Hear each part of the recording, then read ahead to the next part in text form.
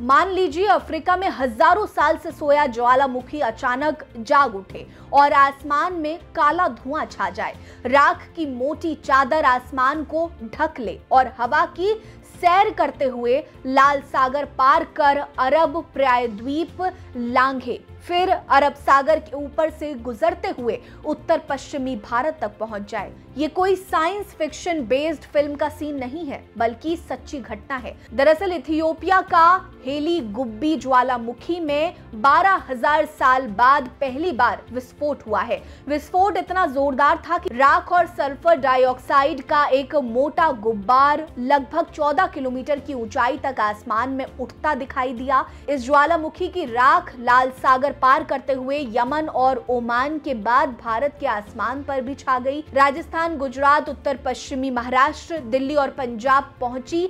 अब ये हिमालय और दूसरे उत्तरी इलाकों की ओर बढ़ रहा है। ऊंचाई पर मौजूद इस राख के कारण भले ही जमीन पर प्रदूषण का असर कम दिखा, लेकिन हवाई यातायात पर इसका बड़ा असर पड़ गया, जिसके चलते कई अंतर्राष्ट्रीय उड़ानें रद्द कर दी गई और या फिर डाइवर्ट कर दी गई। डीजीसीए ने अलर्ट जारी करते हुए कहा कि सभी एयरलाइंस को राख वाले इलाकों से बचने और आवश्यक वोल्केनिक ऐश प्रोटोकॉल अपनाने का निर्देश दिया है। इसके अलावा आपको बता दें कि ज्वालामुखी की राख में कई महत्वपूर्ण खनिज होते हैं। वहीं इसमें एक धातु तो ऐसी है जिसकी कीमत सोने से भी दोगुनी है। इसका नाम रोडियम है। ज्वालामुखी की राख में सोने, चांदी के साथ एल्यूमिनियम, आयरन, कॉपर, जिंक, निकल आदि मेटल भी होते हैं। इथियोपिया में फटे इस ज्वालामुखी ने इटली के माउंट वेसुवियस में हुए भयानक विस्फोट की याद दिला दिया है। वेल, आप इससे बचने के लिए मास्क का इस्तेमाल जरूर करिए। अपने घर से बाहर अगर निकल रहे हैं तो जरूरी सावधानियां जरूर बरतें।